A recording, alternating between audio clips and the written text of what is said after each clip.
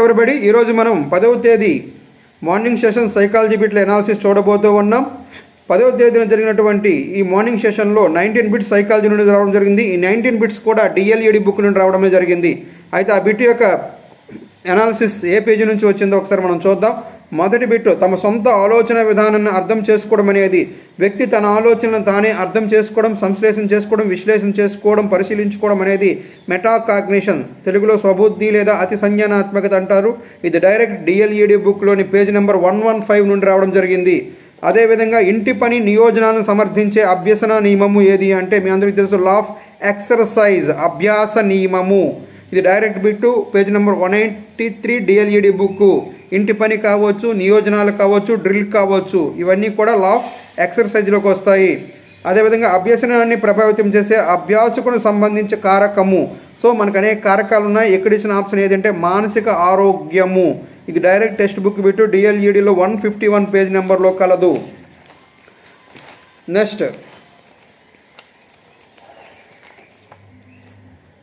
Mentality of apes అనే గ్రంథాన్ని రచించిన వారు ఎవరు? డైరెక్ట్ బిట్ ఇది కోహెలర్. ఇది పేజ్ నెంబర్ 184 డిఎల్ఈడి బుక్ నుండి ఇవ్వడం జరిగింది. వైగాట్స్కీ ప్రకారం పిల్లల్లో కనిపించే బాహ్య భాషణం యొక్క ఉపయోగం. ఇది ఈ థర్డ్ టైం బిట్టు, మూడోసారి ఇది రావడం జరిగింది, రిపీట్ అయ్యింది. స్వీయ నిర్దేశనం, సెల్ఫ్ డైరెక్షన్. ఇది direct text book bit page number 138 DLED book. Next, ఒక సమస్యకు అనేక పరిష్కార మార్గాలు సూచించగలటువంటి ఆలోచన సామర్థ్యం.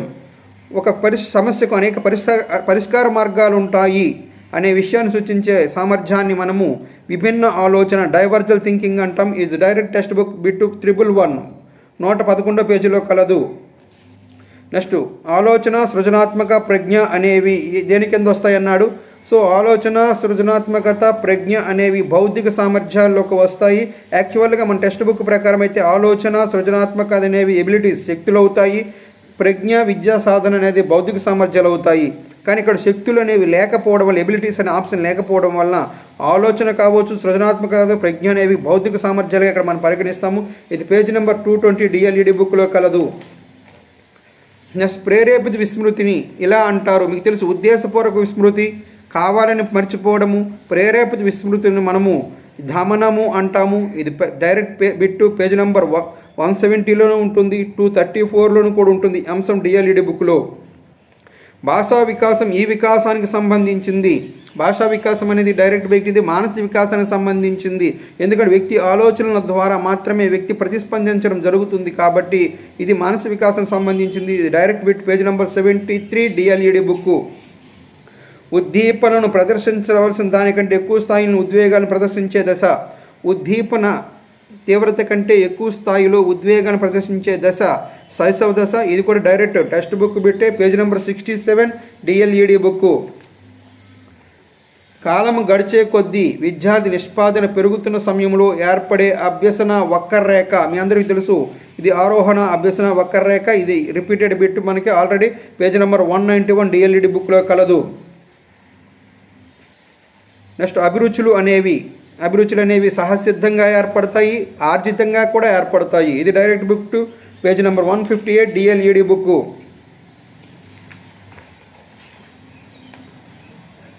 నెక్స్ట్, ఉపాధ్యాయుని ఉన్నత అంచనాలు విద్యార్థులు మెరుగైన ప్రదర్శనకు దారి తీయడం అనేది ఇది పిగ్మేలియన్ ఎఫెక్టు. ఇది సెకండ్ టైం ఈ బిట్ రిపీట్ అయింది, పేజ్ నెంబర్ 17 డిఎల్ఈడి బుక్. సాధారణంగా పద్యాలు, ఎక్కాలు నేర్చుకోవడానికి మనం ఉపయోగించే స్మృతి. డైరెక్ట్ బిట్ బట్టి స్మృతి. ఇది పేజ్ నెంబర్ 168 డిఎల్ఈడి బుక్లో కలదు. ప్రకల్పన, నిగమనాత్మక వివేచనం ఈ దశలోని లక్షణం. ఇది కూడా డైరెక్ట్ టెక్స్ట్ బుక్ బిట్టు అమూర్త ప్రచాలక లేదా నీతి ప్రచాలక దశ. ఇది పేజ్ నెంబర్ 136 డిఎల్ఈడి బుక్లో కలదు. ఉపాధ్యాయుడు పిల్లల సాధనా స్థాయిలపై ఐసిటి ఆధారిత బోధనా ప్రభావం అనే ప్రయోగం నిర్వహిస్తున్నాడు. ఇక్కడ పరతంత్ర చరము. మీకు తెలుసు, ఐసిటి ఆధారిత బోధన అనేది స్వతంత్ర చరం అయితే దానివల్ల పిల్లవాడు సాధించిన సాధనా స్థాయిలు అనేవి పరతంత్ర చరం అవుతుంది. కాబట్టి ఇక్కడ ఆన్సర్ పిల్లవాడి యొక్క సాధనా స్థాయి అనేది పరతంత్ర చరం ఆప్షన్ అవుతుంది. ఇది పేజ్ నెంబర్ 24 డిఎల్ఈడి బుక్లో కలదు. కోల్బ్ అభ్యసన వలయంలో నిశ్చితంగా చూసి అవగాహన చేసుకునే ప్రక్రియ. సో పర్యావలోచక పరిశీలన అనేది ఇక్కడ వస్తుంది ఆన్సర్. ఇది direct text book bit page number 144 DLED బుక్లో కలదు. పూర్వ సాంప్రదాయ స్థాయిలో వ్యక్తి నైతిక ప్రవర్తన దీని ద్వారా నియంత్రించబడుతుంది. సో ఫస్ట్ మన యొక్క 3 స్థాయిల్లో పూర్వ సాంప్రదాయ స్థాయిలో శిక్ష మరియు బహుమతి అనే అంశాలకు చెందుతుంది. సో శిక్షించడం నుండి తప్పించుకోవడానికి పిల్లవాడు నైతికతను ప్రవర్తిస్తాడు తప్ప వాస్తవంగా ప్రవర్తించడు. కాబట్టి ఇక్కడ ఆప్షన్లు ఇచ్చిన ఇదేంటంటే శిక్షా భయం, ఫియర్ ఆఫ్ పనిష్మెంట్ అనేది ఆప్షన్ అవుతుంది. ఎందుకంటే పూర్వ సాంప్రదాయ స్థాయి లక్షణమే శిక్ష నుండి తప్పించుకోవడానికి మాత్రమే మంచివారిగా నైతికతను ప్రదర్శిస్తారు. Page number 79 DLED book. రాధికకి ఇంటి పని చేయడం ఇష్టం లేదు, అలాగని టీచర్ నుండి శిక్షణ పొందడము ఇష్టం లేదు. ఇక్కడ ఏర్పడే సంఘర్షణ 2 ఇష్టము లేని అననుకూలమైన అంశాల మధ్య సంఘర్షణను మనము పరిహార సంఘర్షణ అంటాము.